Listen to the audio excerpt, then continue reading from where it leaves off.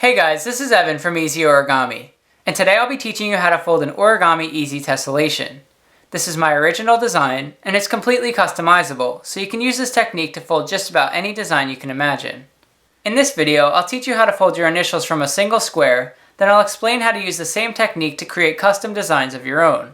And this technique can even be taken a step further to create more complex designs like these.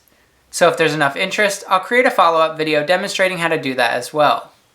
This model requires one square sheet of paper.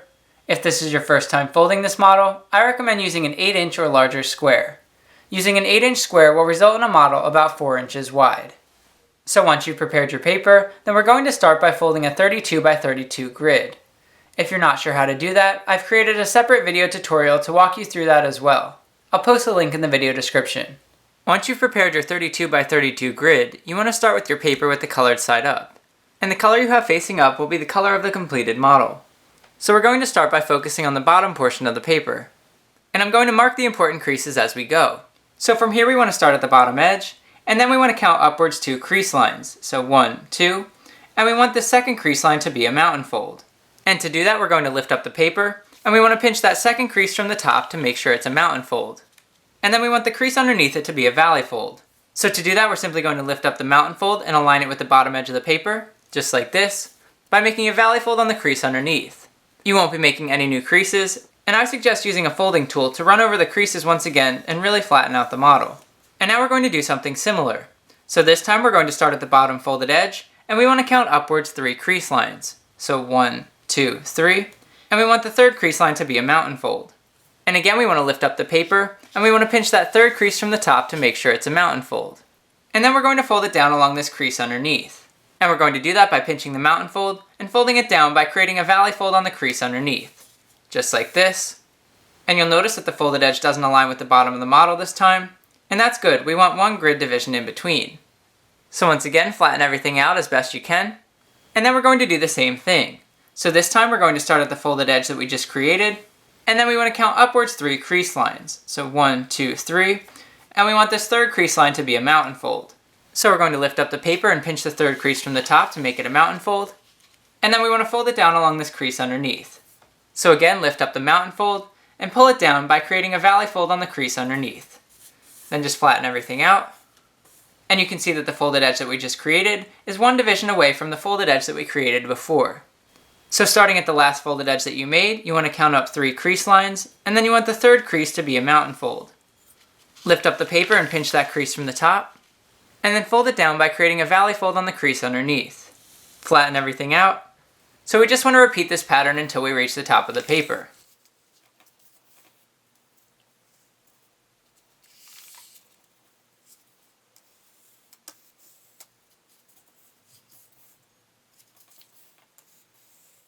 Once you've reached the top, you'll see you hit a point where you can no longer count up 3 crease lines from the last folded edge. So we're going to mountain fold the excess paper behind. So in this case, we're going to start at the top edge, and we want to count 2 crease lines down, and we want the second crease line to be a mountain fold. Then we're going to lift up the paper, and then we're going to mountain fold along that second crease just to fold those 2 excess grid divisions behind. And if the layers won't stay in place at this point, you can use paper clips or small clothespins to temporarily hold the layers together. And then we want to rotate the paper 90 degrees, and then again we're going to focus on the bottom portion of the model here. And now I want you to focus on these horizontal creases. And what we want to do from here is start at this bottom horizontal crease and work our way up, alternating between mountain and valley folds. And we want to start by pinching this bottom horizontal crease from the top to make it a mountain fold. So just pinch it from the top like this, and then we want the next crease to be a valley fold. So again we're going to pinch a valley fold from the top, just like this. The next crease will be a mountain fold, and so on. So just continue alternating between mountain and valley folds until you've reached the top edge of the paper. And every so often, it'll help to squeeze the layers together to really flatten everything out and reinforce the creases.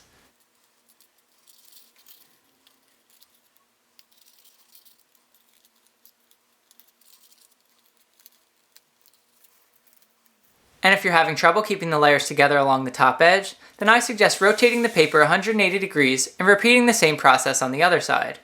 Again, make sure that the bottom crease is a mountain fold. Then you just want to alternate between mountain and valleys until you reach the other side of the accordion here.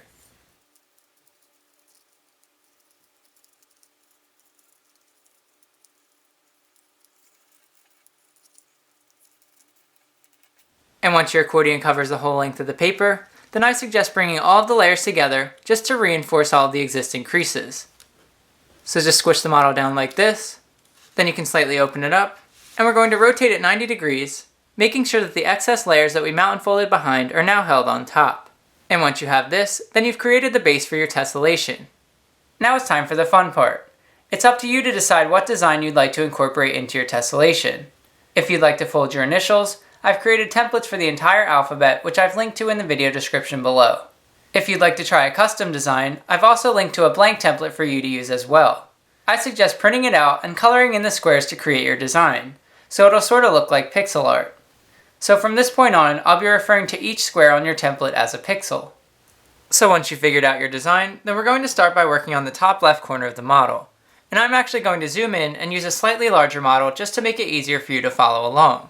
And you'll notice that in between the mount and folds on the accordion, there are a bunch of small flaps like this. And each of these flaps corresponds to a pixel on your template. So take note of all of the colored pixels in your template, and you want to start by locating the first colored pixel on the top row. In my template, the first colored pixel in the top row is the first one on the left, so I'm going to start with this first flap here. And ultimately what we want to do is create these two new valley folds to form an upside down V shape. And there's no need to pre-crease them because we can just make these creases as we go. So first you want to lift up this flap from underneath, just like this. And at the same time you want to push these two mount and folds towards one another. So while we're pushing up that flap, we want to push the two mount and folds together as well, just like this. And you'll see that the paper starts to create those two valley folds on its own. Then you can push the mount and folds completely together and flatten everything out in between. And you'll see that we've created the two valley folds that I marked before. And if these flaps are a little bit small and tricky to work with by hand, then I suggest using a folding tool or something small like a toothpick to help put those creases in place. And now that we've folded our first pixel, then you want to move on to the next colored pixel in your template. Mine is the pixel to the right of the one that I just folded, so I'm going to focus on this flap here as well. And now we're going to do the same exact thing. So once again you want to start by lifting up this flap from underneath, just like this, and you want to push it up towards the top of the paper. At the same time you want to push these two mount and folds together, and you want to push them together completely until you flatten out all of the layers in between. And then again you can see that we've created these two V-shaped valley folds. So from here you just want to repeat this process on all of the colored pixels in the top row of your template. If the paper is too small to work with by hand, I again suggest using a folding tool. And in some cases I've even drawn in these creases beforehand with the scoring tool, and that makes it much easier to collapse the flaps into the correct shape. So again, lift up the flap from underneath and bring the two surrounding mount and folds together, flattening out the layers in between. And we're going to do the same thing until we've reached the end of the top row.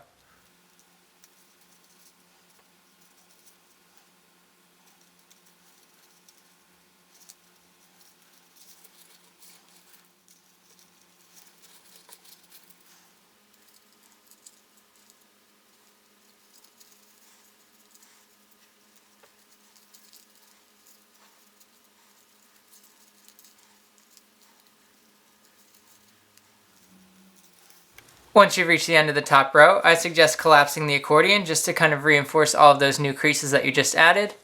Then we're going to repeat the same process on the second row.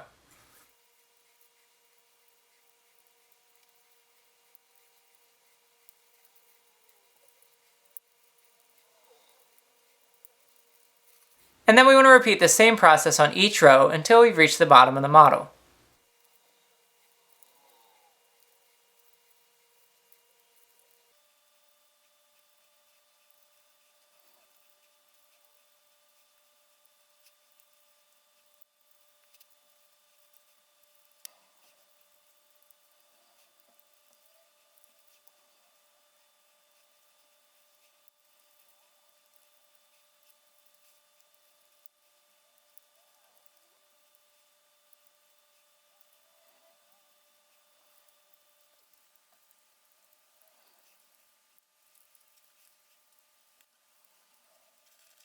And once you've folded all of the colored pixels from your template, then your EZ Tessellation is complete.